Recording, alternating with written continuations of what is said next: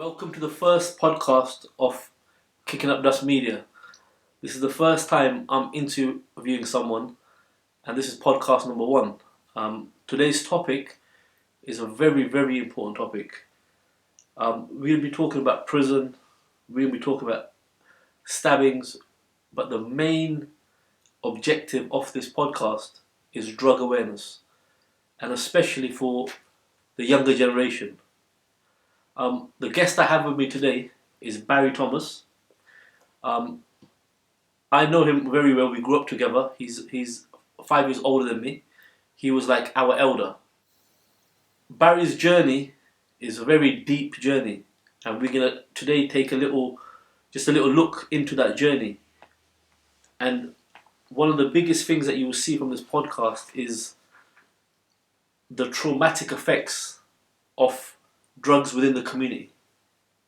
That will be like a wake-up call for a lot of people and an insight for many other people. As I said, Barry was like our elder who we used to look up to when we were kids. When we were 12, 13, we all wanted to be like Barry. But Barry's life took a different turn once drug addiction started. So now I'm going to introduce Barry. This is Barry Thomas. And first question, tell me about your background, where your parents are from, and things like that. All right. My mother's Spanish, British, but she's Spanish. My mum's my father and mother are Spanish. My father's from St. Vincent, small Caribbean island. I was born here, but I was raised in Germany for the first 8 years of my life, because my stepdad was a squaddie. So we were based in Germany, and I came back to the west of Reading when I was 8. So that's how that's the background of my family. But I came back to Reading West when I was 8 years old. And your father is a well-known figure. Yeah. He's very well known, yeah? Yeah. Your dad. And you've got a lot of brothers and sisters. I do, yeah. How many in total? I think there's like there's 15 of us now. Yeah, 15 of us, yeah. So you got a big family. Yeah. Right? Just want to tell me a bit about your upbringing, when you grew up, secondary school and. Okay. All right. When I came over, I had a very strange problem with racism when I came over. Believe it or not, I was actually being accused of being a Nazi. Why? Because I come from because I lived in Germany. Oh, because you lived in Germany, which is very strange. Yeah. So I had troubles in school, to the point where I wouldn't go to school. Did you speak German? No. Okay. No. It was all English. Yeah. All army. So everything was all. Okay. All the English people were together in the same block of flats. It was all armified squaddies. So you were living in like an army base sort of thing? Yeah. My school was in an army base. My the NAFI was in the army base. The shopping centre was in the army base. Everything. The school. Everything was in the middle of the army base. Okay, so that's like a military sort of environment. So. Definitely. Okay, now it makes definitely. sense. Yeah, definitely. Yeah, now it makes sense. Okay, yeah. But when I came back over, I had problems at school. I admit I was just a tearaway. Wouldn't go to school. I attacked my games teacher. Yeah. When I was 9. I like to think myself as not a violent person, but when I was that age, I was different. How old is that roughly? 9. And did you finish school? No, I was taken from the care of my mother then. Where did you go? I went to a place in Caversham called St. Peter's Hill, a place called Treetops. Like a school for nurse kids, basically. Yeah, there was a few people it's like for kids that have troubled parents or won't go to school. Yeah, of course. So I went. That was from the children's home from the age of 9. I was there till I was 11. And what about from there, secondary school? Secondary school was the same. I went from children's home straight to secondary school, which was also a boarding school. Oh, okay. But not the sort of boarding school with briefcases and blazers. Yeah, I know. You know what I'm talking like. So did you stay in the school? Yeah, stayed there. Would get picked up on a Sunday evening at 6. Brought back home on a Friday for about 3 or 4 o'clock. This was in the 80s, yeah? This is in the late 80s, yeah. And what was it like? What was it like living there? Did they hit the teachers? Yeah. Yeah. See, things like now, like to think if these kind of things happen like now in the world, it'd be Go to prison for it. we were here.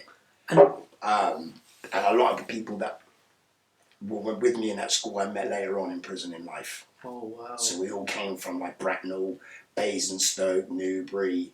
Yeah. There was a lot of boys. And when the teachers used to hit you, that was like part of the curriculum. Yeah. It was like common knowledge. Yeah. Yeah. Because I think that's how it was back in the day. Yeah, The teacher was allowed to hit you, right? Yeah, well, they were.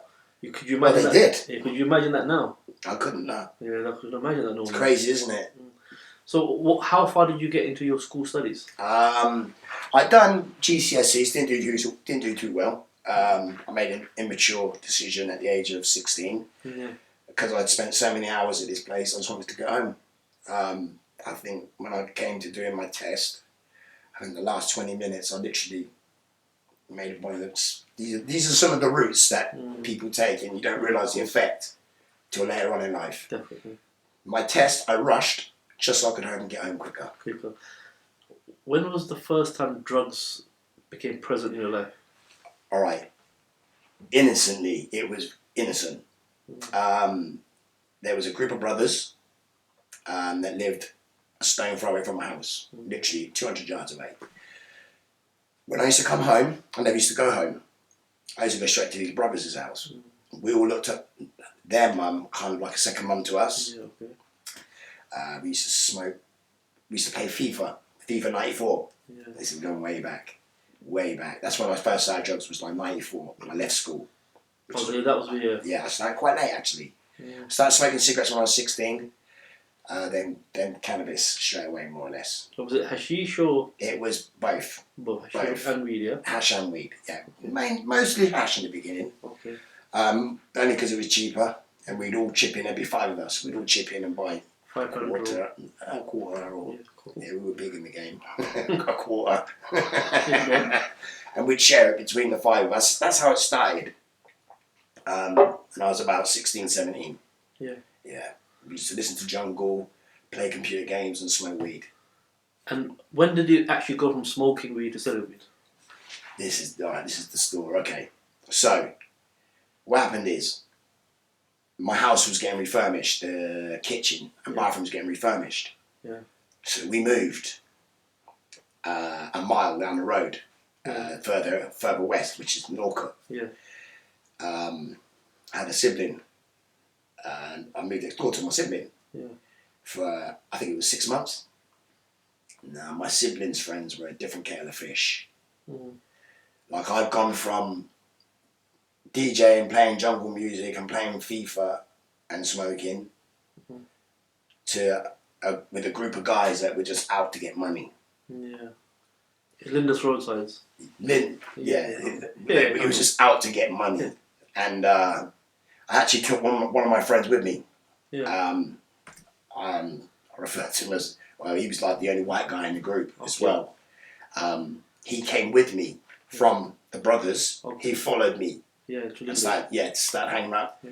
Now, this is what hurt me. When I came, this is when I started selling drugs.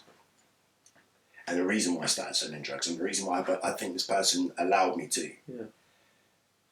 After the 6 months was up of me coming back, to moving back to West, I came back without my friend. He was doing a 4-year sentence for armed robbery. Okay. So that's the kind of mess that we was getting into. Yeah, I think I know what you're talking about. So I started selling drugs. I'll never forget it. It was a bookies on Oxford Road. I see an elder who's a couple of years older than me, 5 years older than me. Same, I looked up to this elder the same way.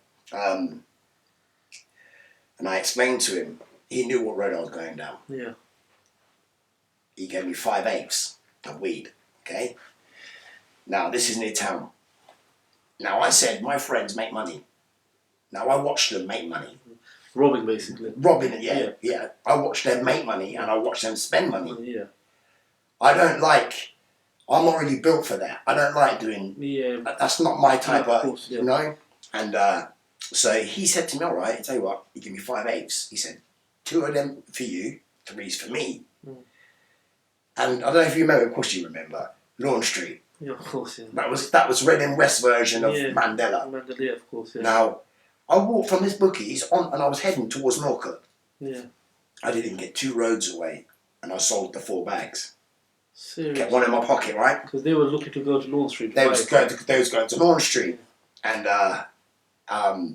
so I just don't know. So let me just stop for people who are not from the neighbourhood. Lawn Street was a road known for cannabis dealing. So on that street, there was a house there which was a well-known house for many, many years. You could go to that house nearly 24 hours a day and buy weed from there, weed or hashish or whatever. There was 2 places like that, one on one side of the town and another on the other side of the town. So carry on. So yeah, Shabeen, Lawn Street. So I done the deal. I went straight back to the guy, and I gave him his money. But plus I gave him £20 extra and said, "Can I get more off you? Here's £20 towards my next one." So you got to remember now, this is just over a quarter, basically. Yeah. So it's really kind of low level. Very low level. Yeah. Just wait.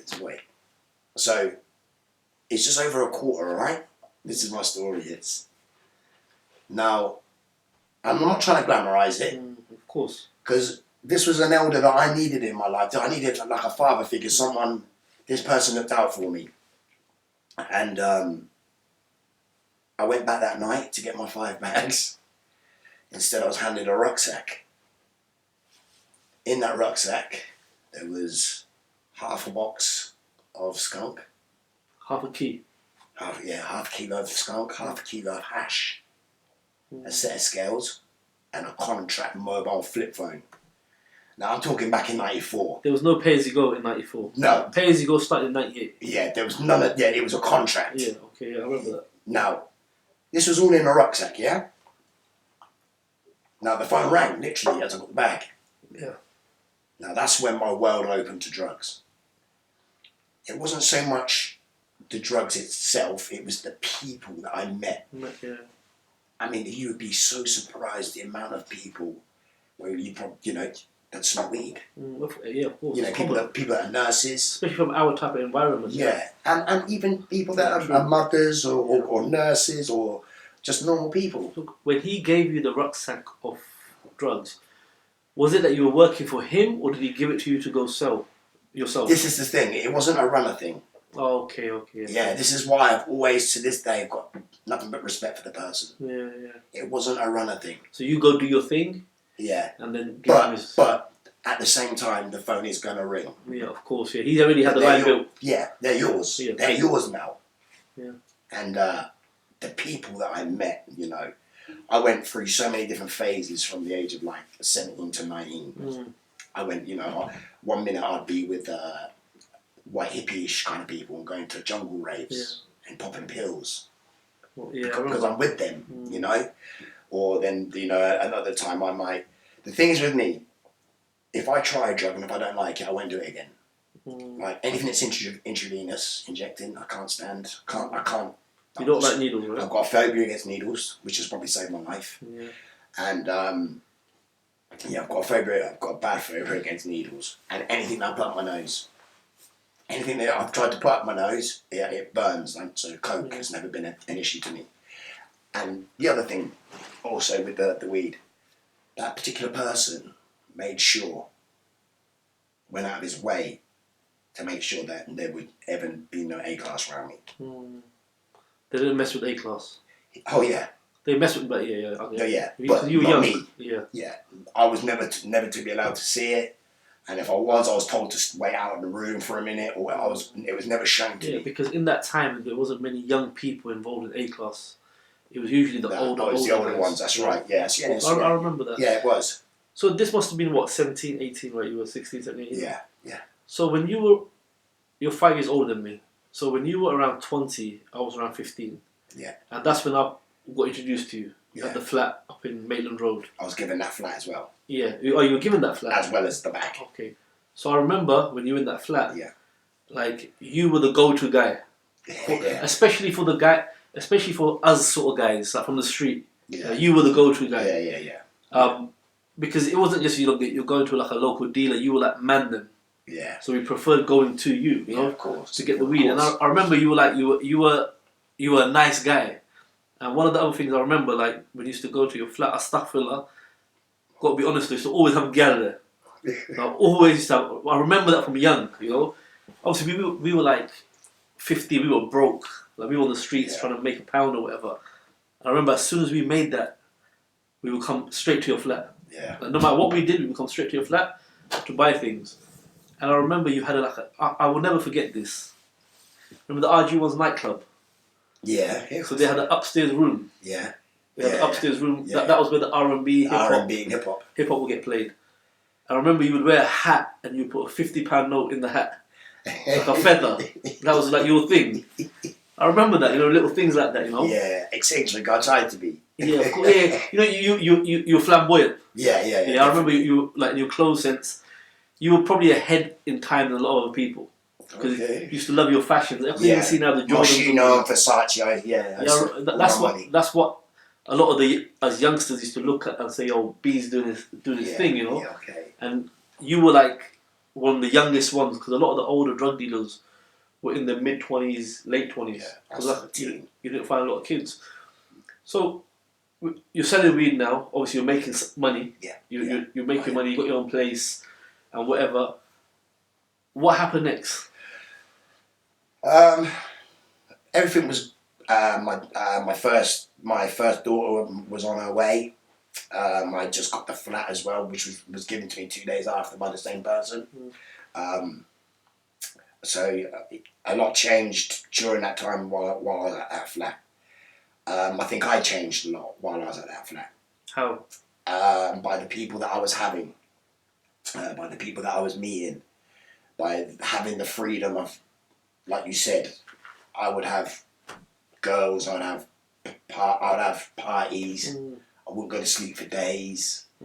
And then that's when, I think that's when I tried crack for the first time. I was in that flat. In that flat, yeah? Yeah, it was in that flat, in a spliff. With someone else, or?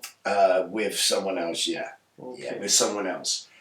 It was that same person within a couple of days. Was, cause I used to smoke a lot of weed. Yeah, I remember, yeah. A hell of a lot of weed. And, you know, I would clear a quarter of skunk easily in a day. And I remember somebody saying to me, you know, if you put just a little bit of this in, you won't need to smoke so much weed. And I'll never forget it. And I did. I made the decision to do that. And I did. And that was with heroin. And I was 19, 20. I remember that, yeah. Still young. Yeah. Still young. And, but luckily I had money to back it up. I was selling, I was making money. Then I lost my flat. I remember, because at one stage I had the whole top floor, you see. Yeah, I remember and I put my friend in the flat at the front. Yeah. Cameraed the stairs. I don't remember, I cameraed the stairs. I had it all secure up there. And the landlord started getting on to me a bit. Yeah, everyone's coming in and out of there. Yeah, I was flames. Just a quick question. When you said you put in a spliff, you put B in there, that means heroin, right? Yeah. Did you do that by choice, or were you tricked into it? No, like I said, You want to try it? I wanted to try it, yeah. I'm a 19-year-old man. Yeah. But I do believe to this day that, you know, if you haven't done it before, I don't think a true friend would give it to you. Any true friend wouldn't give it to you. No way, yeah. Wouldn't give it to you. So yeah, I wouldn't say tricked, but I was naive. Coerced. I was naive. That's right. I'm very naive. Yeah. And and that was it. That was it. It was like, did you get hooked straight away, or was it like straight away? Straight away. Because this person was coming every day with his missus. His missus was a weed smoker. I know. So every day they was coming, every day, and it started getting from, rather than money changing hands, it was swapping. Yeah. And then within 3 weeks, I was buying apes. You know, but I was still making quite a bit of money on the weed at the time, so I could afford to do that. But then I got to this stage where I thought, you know what, I'm just going to start selling it all. And I did. I tried everything, pills. I just started selling anything and everything. And when did you get to a point where you realised you were addicted? Like you knew? When Do you know what? This is the thing. With the crack, I turned that off when the minute my daughter was born. Yeah. Like literally, I barely had her in my arms. Yeah. And I said, that's it. And I didn't touch crack again for 5 years. Oh, wow, 5 years. 5 years. I only smoked it a little bit in spliffs, very rarely. But the heroin was an everyday thing, all day, every day. Again. Did you try to get off it? Not for the first 5-6 years. Because you thought you could manage it with the... Because it was always there. You're making money, Yeah, I was making money. I had consignments coming from left, right and centre. Yeah. And my name was good. Back then, my name was very good still. So I was getting consignment left, right and centre. I was managing it. But it was when I went to New York. It was the first time I realised that this is not a joke. Yeah. I went to New York, and I'll never forget that. I think I was about 4 days in. You felt? I took 16 grams with me, and it lasted me 4 days. And I was trying to stretch it out. And don't forget, 8 of them hours I'm on a plane. Yeah. So that's how. So what happened in New York? What happened in New York is I done my first ever full-blown. I felt the first ever withdrawal. They call it what? Clucking. That's what they call it. Clucking. Yeah. I hate that word, but it's that was the word. It is. Yeah, rattling.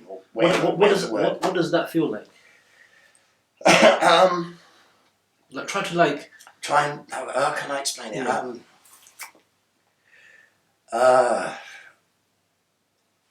Think of like having the full-blown flu. You know when you're bedbound, you can't get up for 2 or 3 days, or you're ill. Yeah. So, clucking or withdrawal is that. But you've also got real bad stomach cramps. Your brain, that's all you can think of is to make yourself better. It did get bad. That's when I noticed it was bad, when I went to New York. So when somebody's clucking, like, and they smoke the heroin, does the cluck go away straight away? It's scary. Straight away, yeah. Instantly. Wow. That's how frightening it is. It's scary, yeah. But to know that something can make you feel so horrible and feel so, and then take it all away just like that. You know, scary. I remember someone who smoked. You know, I hate using the word junkie, crackhead. I don't like using them words. I know you don't. I remember someone said to me who they used to inject. Yeah. And I was like, what does it feel like doing that? They said it feels like being wrapped in cotton. Like, you know, like I couldn't understand what they meant by that. Yeah, that's a good way of it's like getting a cuddle. That's what they said. A big warm hug. That sounds crazy. I just couldn't understand the metaphor. Like no. It's like imagine being out in the cold, right? Yeah. And you're out in the cold, and you've got shorts and t-shirt on. It's blowing wind outside, and then you go into a nice warm caravan. That's the sort of feeling it gives you. Yeah. It's horrible. It is horrible. And when you were smoking, once you smoked, how long do you have to smoke within not to start clucking? 24 hours. 24 hours, yeah? 24 hours. In my case, it was probably less than that. Because the thing is with me, I smoked it for the first 6 years in spliff. Yeah. So not only would I cluck, I would crave. I would crave the taste. Yeah, so it was a lot harder for me. But then, So you knew then in New York. Yeah. Boom. Did you want to come off it at that point, or? I had one of my friends hung himself. You know who I'm talking about. One of my friends hung himself from the same group that I left. Yeah. Oh, yes. And I left New York 3 days early, in time to come and in time to see him. I tried to then, but my head was in a bad place. I just lost one of my... Was it the one who hung himself in prison? Yeah. Yeah, I remember. That's right, yeah. And that kind of messed me up. Even the funeral messed me up. Yeah. How the funeral went, it kind of messed... And it's sad to say these things, but you look for excuses. Mm-hmm. The addict in you looks for the excuse, looks for the reason. Yeah, true. And so I did come back physically I was clean, but mentally I weren't, and I just continued to do. And also because, like we said earlier, you had money around you. Yeah. You didn't see it as a major problem. No. So, the bit I'm going to interject here. So, I don't want to go into too much details about myself. Then, my neighbourhood became heavily involved on the roads at that time. I believe it was around that period. Yeah. My neighbourhood became involved, and there was a lot of business between you and people in my neighbourhood at that time. Yeah. Like they became your suppliers basically. Yeah, right? of course. Yeah. So then my neighbourhood became your suppliers, and it was kind of like large amounts. Yeah. Of we're not going to go into what or whatnot. Yeah. But so the neighbourhood started giving you large amounts. Did that start making your problem worse? Funnily enough, it was when the neighbourhood quietened down is when my problems began. Okay, so they were supplying you. Yeah. So you were okay. Yeah. But the prices I was getting. Yeah. You'd be a fool, only a fool could muck something up like that. What it was when, I think, I wouldn't quite hate, well, not the word plugs, but the certain people in my life. They would look after you because of who you was, basically, yeah. Once they were gone, and they were gone, once they were gone. Went downhill. Yeah, I was buying drugs 4 times the price. I remember when I realised you had a problem, you know what it was? Go on. When we went to Amsterdam. Yeah, of course. Yeah, of course. So we went to Amsterdam. You came with us, remember? Yeah. And that's when I realised he's got a serious problem. Yeah. You know. Yeah. And it was like because all us didn't smoke, and we clocked it. Yeah. But because you were older than us, so we didn't want to disrespect you, but we knew there was something wrong in it. Like this is more than just him like smoking here and there. This is much more deeper than that. Yeah. I was in trouble, man. Yeah, exactly. Yeah. So what I do remember is this: once the neighbourhood started dealing with you, that a lot of people from the neighbourhood got locked up. That's right. Yeah, a lot of them got locked up in prison, right. Yeah, and I assume that's when your supply got cut off. That's right. It was a contribution of 2 things actually. It was that, and also the droughts. I don't know if you remember. Yeah, the big droughts. Yeah, big droughts. Yeah. So it was a combination of the droughts. The droughts finished me, but also the people that I was seeing were incapacitated. I wasn't able to see them anymore. Yeah. So that made a big difference in my life. I remember I came out of prison in 2002. Yeah. So I came out of prison along with many other people from the neighbourhood. They all came out roughly around the same time. Right, yes, right, yeah. And I noticed a change in you. I saw you before we went inside, and then after I come out, and that's when it really was starting to go downhill. And so, what happened from that point on? I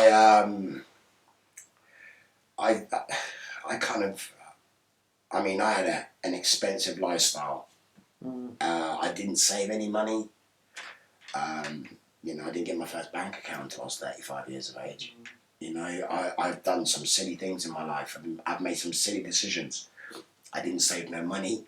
I didn't invest. I didn't do none of that. I just spent. I remember you were a heavy spender. Yeah, I love clothes, jewellery, women, clubs, pie. I remember you were very unneat with your money. Very. You were very unneat with your money. Yeah. You know? Yeah. I remember that. And you see, I remember that. You see when obviously things were going downhill. Yeah. Like, how much drugs were you taking a day? Like, just so the viewers could understand. Some people don't know about drugs. Okay, this is the scary thing. This is the scary hits, right? All right, so I turn, and I'm not proud of it. In fact, I'm quite disgusted with it. But I turned to crime. I started offending to support my habit. Like most people take drugs. Yeah. Of course. But my habit, I could get by on £30-40 a day. But I would go out there with a certain person. We would come home with like £1,600, £1,700 each. Go and buy tracksuits. By the end of the day, we're taking the tracksuits back with our receipts because we've smoked £1,000 in less than 24 hours. And that's crack cocaine? That's crack, basically crack. That's kind of like Yeah. See, the thing is, I remember I said to you, I had the 5-year break. No, sorry, it wasn't a 5 year, it was a 3-year break, to be honest. It was a 3-year break. It was the year of 2000, the millennium. I'll never forget it. That's when I had my first ever crack pipe. Was on millennium. That was kind of quite old then, isn't it? I was about 23. Yeah. A lot older. I was at Maitland Road. Not Maitland Road, I was at Admiral's Court then. Admiral's Court, yeah. Yeah. That's what I mean. So I started late. I used to carry 9 bars around of white. I wasn't interested in it. That's crazy. So what made you go back to that? Because I was alone. It was New Year's Eve. I wasn't in no champagne queue like I usually was, or I weren't at no club or nothing like that. I was at home, and I was with a sibling, and basically I'd never done it before on a martell bottle. It's a form of pipe that people use make shit into Alcohol pipes. bottle, basically. Yeah, a tiny alcohol bottle. They make shit into pipes, and I'd only smoked it in spliff before, and that was easy to stop. But that's when I had my first pipe, was 2000, and that was it. It was just downhill, rapid. Yes, I saw the decline. I saw it. I mean, from then, I think I went from prison for the first time in 2004. And what was that? What was that for? That was for possession, failing to surrender, just silly things. I think they kept me there for 4 days. That's it. I was in there. That's right. Sorry, tell the lie. This is what they reminded me. It's because I was in as they say, I'm proud of it. They said I was in a violent stage of my withdrawal. Because I was kicking off in the court cells. I went to see my solicitor, but the probation officer wouldn't interview me. They said you need to send him to jail for a few days because he's in a bad way. And that's when Did they give you any help in prison? Methadone, yeah. And that became a big part of my life. Methadone, yeah. Like a lot of drug addicts, I know that. Yeah, it was, when I sit and think about it now, like 15 years, 15, 16, 17 years, just gone like that, Quick. So fast. So fast. So once you were in prison, then you came out basically after a few days. Yeah. And then what happened? Came out, was still doing committing the same offences, which were burglaries, which I'm so ashamed of. I believed in my heart. This is what my addict self told me. He said, because you're not physically hurting anybody, you're not hurting anyone. And I'll say this out loud now on camera. I will say this. I was offending from 2002 right up until 2007. Nothing would stop me. Prison 18 months, back out, straight back to it. The thing that stopped me was it was on my 3rd strike. I had someone stand up and read out a witness, not a witness statement. Read out witness impact statement. Yeah, an impact statement. Yeah. But this impact statement was come from a 7-year-old child. That killed me. And to hear. And you're in the dock at this time, yeah? I'm in the docks. From prison or from bail? From prison. Okay. I'm in the docks. So you're kind of prison. keen to a certain extent as well. Yeah, and I'm listening. Yeah, so I'm focused. I'm hearing it. This is why it hit me so hard, I think. Plus, my mum was there as well. My mum had to hear that. And the 7-year-old said how he's too scared to come downstairs in the morning in case the burglars live in the house. Now, from I heard that was the end of it. That was me done. I've never burgled again since. Seriously? Never again since. But that doesn't mean I hadn't been convicted for it. Of course, I understand. Yeah. How long did you get for that? I got, on my 3rd, I think I got 2.5 or 3 years, I think it was. You know, half of that? I done half of that, yeah. So when did you come out? What year? I came out, a bit fuzzy, I know the last time I came out and stayed out for quite a long while was 2007. From 2004 up until 2007, I spent the majority in and out. So while you were in prison, what was it like in prison, and especially regarding drugs in prison? Wow, I had problems. In prison still? In prisons, that's where the last time I probably had a fight out here was probably about 18, 19 years of age. Yeah. On this sentence, I had like 7 nickings. For what? Fighting. But what were the fights over though? Drugs. Because when I'm in prison, Yeah. I'm always nice, Yeah. and it would always get me in problems. Because you got drugs basically. Yeah. That's a big problem in prison. Yeah. It got me into a lot of problems. People coming for the package basically. Package, or people trying to put packages on there. Okay. Yeah, and then when I'm saying no, it's problems. So yeah, well, a lot of on the last sentence I've just finished 2 years ago was that's the one that really hit me, because I was convicted of something, and I watched like these innocent files and things like that, and I think to myself, yeah, you know, only on TV. No, it happens, man. I went to jail. I got sentenced for 4 years for something that I'd never done. Burglary. It was what, burglary. I was for burglary that happened in 2013. Yeah. I was working. Me working, yeah. But because of your track record. Yeah, because of my bad character. And because I'd been out of trouble for so long, and I was working. You know, I was working for a solar panel company for like 3 years, and all of a sudden the police, I had an argument with my missus, police got involved. They fingerprinted me, and they said, right, there's a hit off a burglary. And I'm like, burglary, no way. This is how naive I was, hits. Because I never done it, and I know in my heart I never done it, I made a foolish move. What did you do? I went into the interview room without a solicitor. Oh, wow. And that's basically messed you up. That messed me up. That did not help my cause. So you got 4 years for that. How many times have you been to prison? In total, that was my fourth. That was my fourth sentence.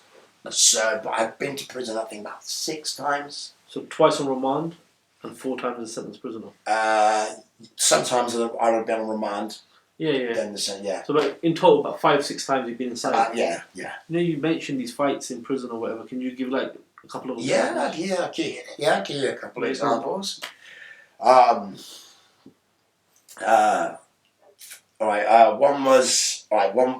Coldenly one.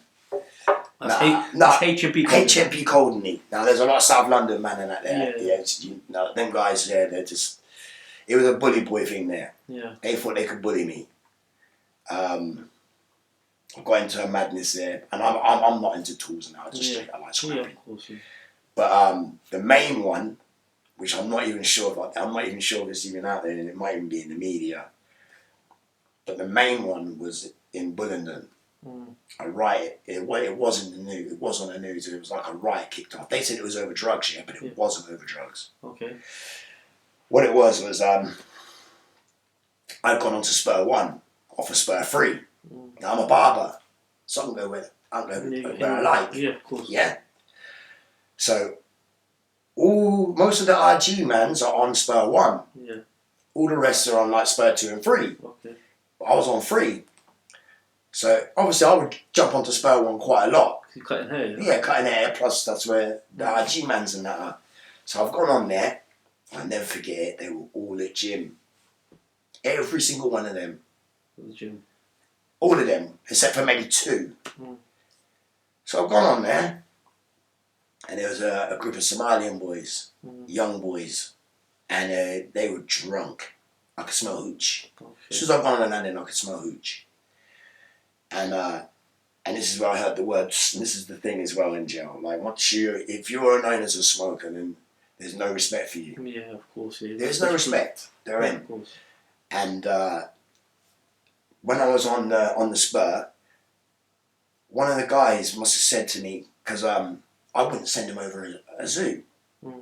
He didn't ask. If he asked me, a little weed of spice. Spice. Okay. Yes, this is on this sentence. Yeah. So if he asked me, he would have got it, but he didn't. He told me, like a bully boy tactic. Well, give it to me, basically. Yeah. And these are young guys, man. So anyway, I've gone over there. And he goes, so what, you weren't going to give me a zoot? No, he goes, come in this cell. Me like an idiot, I've gone in the cell. Yeah. There's like 4 of them in there. They're just throwing punches left, right and centre. Hits. So I've gone out to the landing, by the phone box. Yeah. One of the workers, like the workers, the maintenance people. So where's the prison officers? Well, not even around. They're in the centre somewhere. So it was a workman, one of the maintenance guys. he must have been doing one of the toilets or something, because he was on the radio and he's shouting down, get off, and they were all on me, right? And then a certain man have come back from the gym. Yeah. A lot of men have come back from the gym. While the fight was going on? Just as I've been took off the spur. Okay. Just as I've been took off the spur, my shirt's all ripped. Yeah. Everything, yeah? That's it. The words got round quick. So, I'll never forget, I've gone out in the yard, man. I just ran into like 3 of them. Seriously, just kicked off? Just kicked off. There was a lot of names. I don't want to call no names. These people know who they are. Yeah. There was a lot of people in the yard. A lot of local guys. A lot of local guys, yeah. A lot of people that we know. Yeah, of course, yeah. Yeah, that were there and watched it, like, see it, like, bro, like, I used to just get madnesses in jail, man. I had to, though. Yeah, you know, it's... I'm only a little guy, I have to. Drugs creates a lot of problems. Yeah, it does. Without that, there wouldn't have been no problems. Yeah, I've seen some crazy things happen with drugs. Yeah, without that, but I was still on the mentality then, whilst I was in prison, I'm still thinking, money. When I get out, I need to be this, I need to have this. Yeah, of course. That's where my head was at. And I wanted to try and support, and that might sound silly, but I was kind of, there was things that I was doing that were supporting my baby mum and my youngest at the time. There was things that were happening, people were dropping money off and stuff like that. So I kind of felt I had to.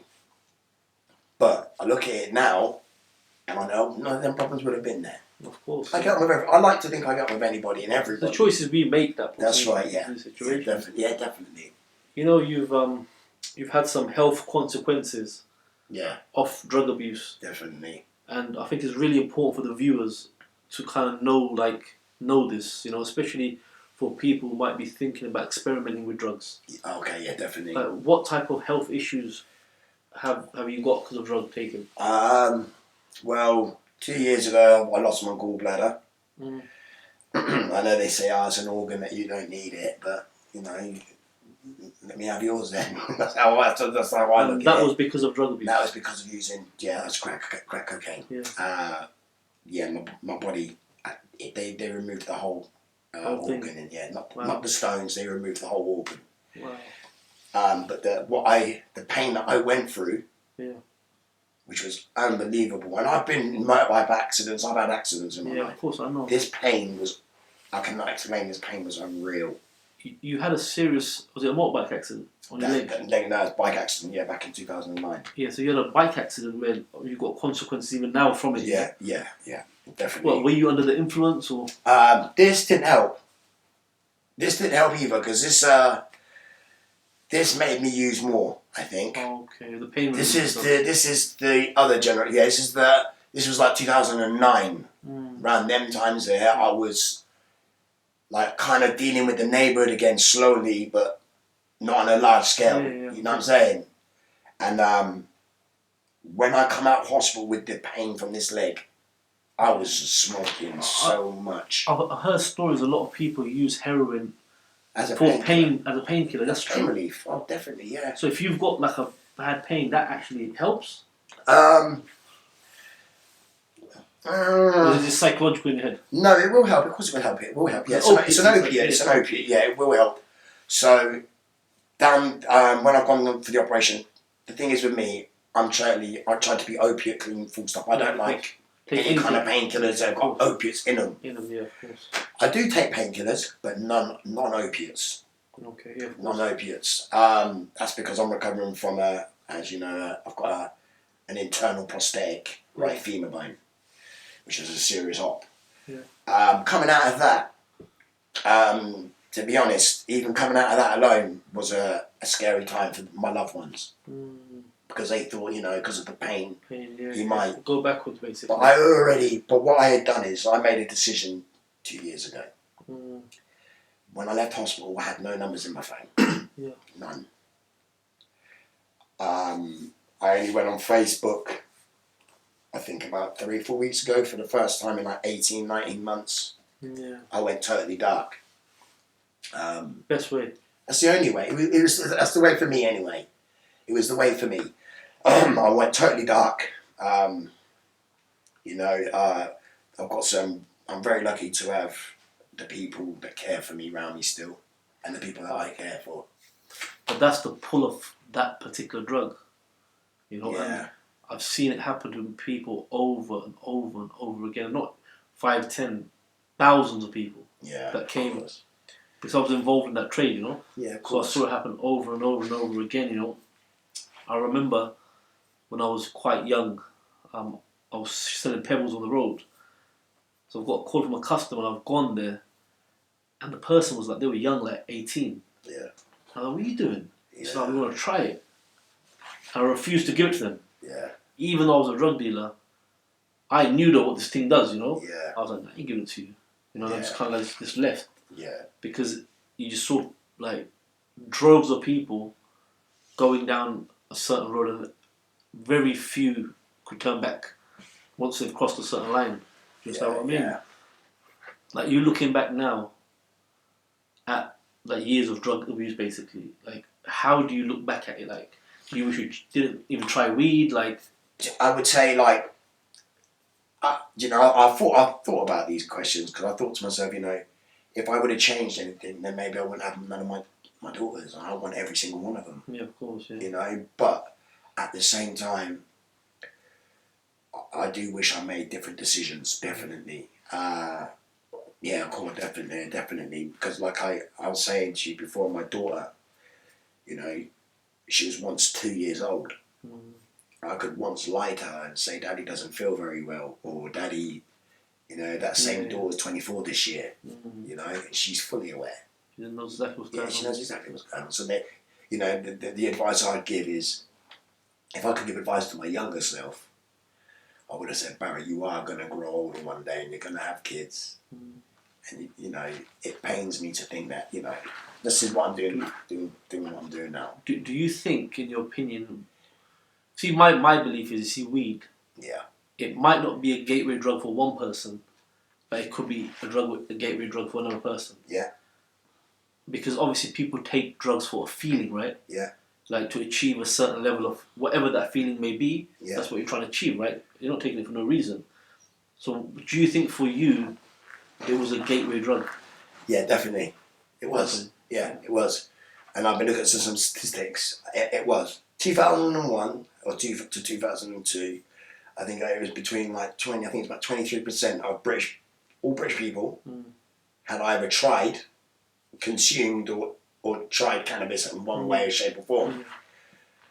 I think for 2014 that's gone up to 32%. I don't know if that's just more people being honest or unless it is people being worse. Yeah, no doubt. But like you said, if I could say to myself, because I'm not a gambling man, if I said to myself now, right, Barry, you put that on the table, you've got a 1 in 5 chance that if you take that, you might progress to something more.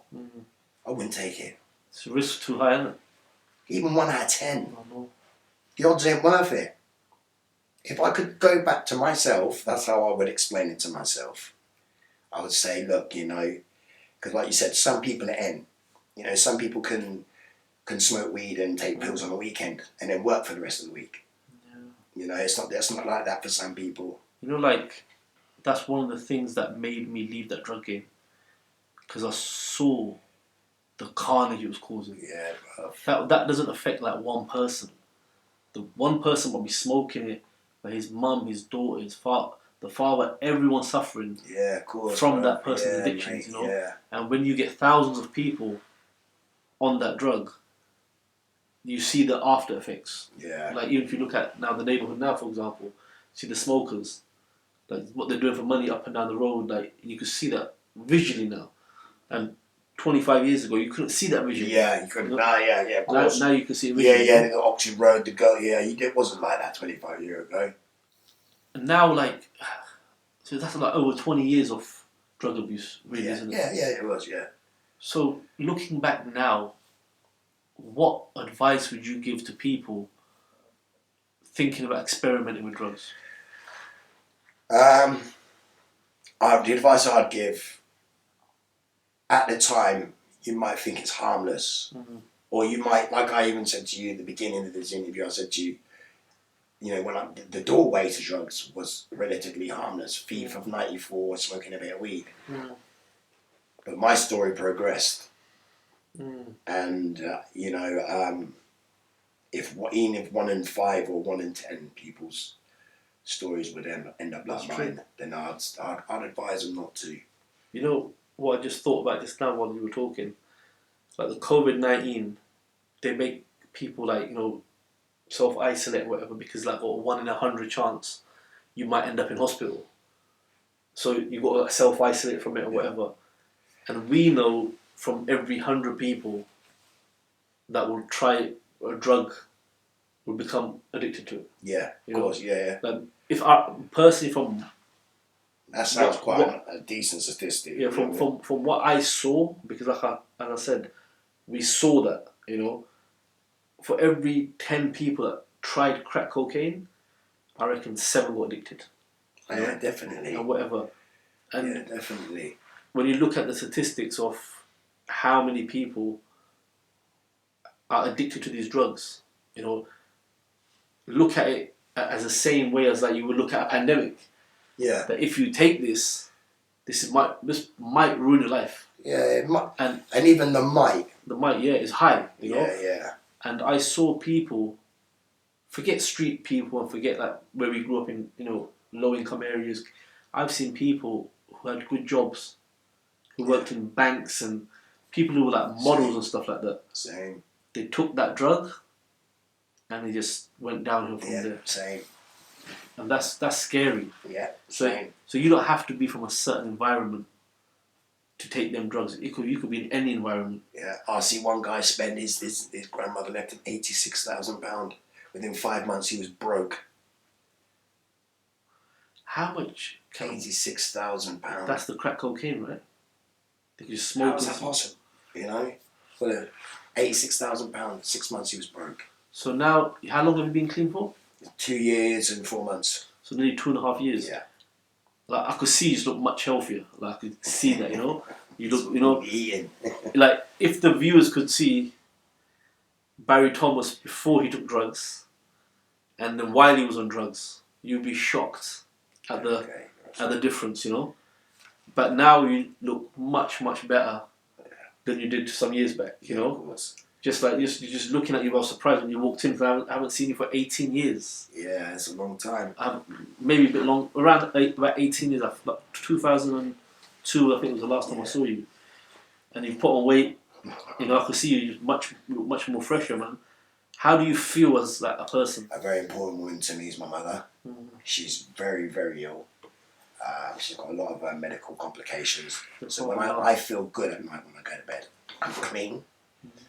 My mother tells me she's proud of me. That's important. Man. Yeah, that's big, very. Big. That's big. I've upset that woman. I put that woman through so much pain for so many years. That's big. No. You're in a position now where your mum's saying she's proud of you. Yeah. You probably couldn't imagine that 5 years ago. No. Just what I mean. Yeah, so that should be enough motivation just to keep going.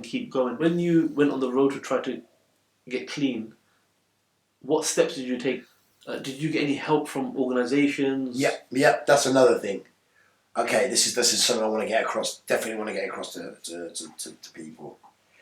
I know in some cultures and some people it might be difficult to go to their parents 100%. Or to explain, about addiction or may be ashamed about it. I can't stress enough that I wouldn't be where I am now without support. Whether you're looking at it through local support, where you can get it on, whether you can get it online, whether you can find your local, I think I can't remember what it's called here. They've got places that you can go to and get treatment. So it's not just about saying treatment. It's not just about going to get a script or a methadone. I mean, get treatment. For someone to sit down, listen to you, talk to you. That's what I needed. Some support, emotional support. Yeah, and I got it. That's good. And the thing is, the same key worker, which made me really proud. When this coronavirus stuff started, he phoned me and he said to me, Barry, I'm calling just to let you know I'm no longer being a counsellor. But I wanted to call you and let you know that I'm happy to leave the job knowing that you are where you are now. Seriously? That must have felt good, right? I felt amazing. This is a guy that prepped me up for years. Even when I come out of prison, he'd still try and help me, and he'd be more like a sponsor. That's good. And he rang me a few months ago and said, look, because of the coronavirus and that, this job is not for him. He likes to interact with people and stuff like that. He said, he goes, I do want to let you know though that before I've gone, I wanted to let you know I'm so happy where you are. That's good, man. Yeah. So. And now you're at a point where you've been clean 2.5 years. You've got a relationship with your mum, your daughters. Yeah. So like, look at the improvement in 5 years. Yeah, definitely. Yeah. Humongous. A lot. Massive. A lot. And that should be the motivation you need alone. Yeah. Yeah, it is. But it's good to see you like this, because it was disappointing when you were in, like, 'cause we used to look up to you. Yeah, of course, I When can we were kids, imagine. yeah, Man. you know, we were 15 years old, you know. Yeah, You know? of course, man. That's what I'm saying. We got memories, bruv. Yeah, of course, we have memories, man. But that's a massive, massive step you've taken, man. Yeah, thank like you. a massive I step you've appreciate taken, man. I And appreciate I'm proud of you, you know. Yeah, and I think it's really important. Everyone could sit there and say, never me. But all it takes is that one moment. One decision. One decision, you know. Someone stressed out about someone passing away. Something's happened, they turn to that, and there might not be no coming back from that. And one thing the viewers should really understand is we don't know one or two people that went down this road. Probably hundreds of people. Like, this is not like a little story here and there. This is something we see day in and day out with our own eyes. To people who we know and people who we grew up with. People's kids that we grew up with. Yeah, I know. So, exactly, yeah. Sad, isn't it? Yeah, man. And so, seeing you now, because there's not a lot of stories like this out there. People manage to come back after going that deep into it. So this should be like a motivation for people who think they can't get off it. Yeah. Because, you know, it seems like some people just give up hope. It feels like that sometimes, though. It's been there. I've been there. Like I said, I've been in rooms. I've spent time with people's fathers, and you know, I think to myself, am I going to be like that 60, 70 years old still smoking?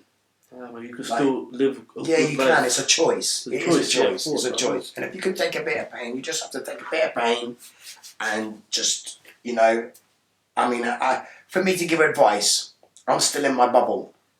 I'm still, you know, this self-containing. I've been doing that for 2 years. Best way, man. But I've got things keeping me busy, so that's what's doing it. You've got to keep yourself busy, right? Yeah, you can't have idle definitely, man. If I didn't have, do you know what though? If I didn't have to look after my mum, then I do wonder. I think to myself, what friends would I have? Because I can't go back to none of them. No, you can't. You have to stay away from them. I can't go back to none of them. Just to like wrap up, what's your message? My message. Your message to the kids and to people who are currently, like, you know, in that life of drug abuse. My message is to the younger viewers is to seriously think before you even think of taking any kind of drug. One, because you don't know how it's going to affect you, and two, you don't know if you will become addicted. If you become addicted, that is a big problem in itself. And for the people that are on it, that maybe think that they can't get off it, and there are people very much still close to me, I love and care for, you can do it, you know. And what should be the motivation? What should be their motivation? I think their motivation should be love for themselves. And then the families. Me, with my family first, obviously. My mother was the main, and my daughters. But you've got to love yourself. So, of course. Yeah. If you don't love yourself, you ain't gonna. Yeah, you've got to love yourself a little. You know, you've got to love yourself. You know, just sitting there. We've been talking for about an hour, hour and a half, and it feels like it's been 15 minutes because it's gone so quick. Yeah. And it's like, you know, knowing Barry, like, it is kind of like for us, the cameraman. This is like a more personal story. Yeah. You know, because we know him. Yeah. And, you know, even on my behalf, I was in that drug trade, and I apologise to everyone I ever sold drugs to. I apologise to their mums, to their families, to their dads. I was young, stupid, didn't know what I was doing. I thought that was the way out of the hood. You know, which is kind of the excuse for many people to sell drugs. But like, that's a trade that you're selling souls. You're selling your soul for money, you know. And we're not trying to judge anyone or knock anyone, but that's just the reality of it. Yeah, it's reality. Of course it is. It's just the reality. It's devastation. It causes devastation, man. So me personally, I'm sorry to anyone who ever sold drugs to. And that's like being deep, you know, because on the day of judgment, when I got to face my Lord, that's something I don't want to face my Lord with. Yeah. You understand what I mean? Yeah. Like selling drugs to people for what? To buy clothes, you know, to buy a car. So what am I going to say to my Lord? Or what are we going to say to our Lord? That because we wanted designer clothes, we sold poison to our people. Yeah. It doesn't make no sense. It doesn't make no sense. Especially when you just got to say it like that, just how it is. It's just how it is, man. So saying that, I want to give a big thanks out to Barry Thomas. Well, good. Much appreciated for coming. Pleasure, man. You know, 18 years it's been way too long, but it's good to see you. Yeah. And to everyone, subscribe to the channel. Got more content coming, and I'll see you guys soon. Laters.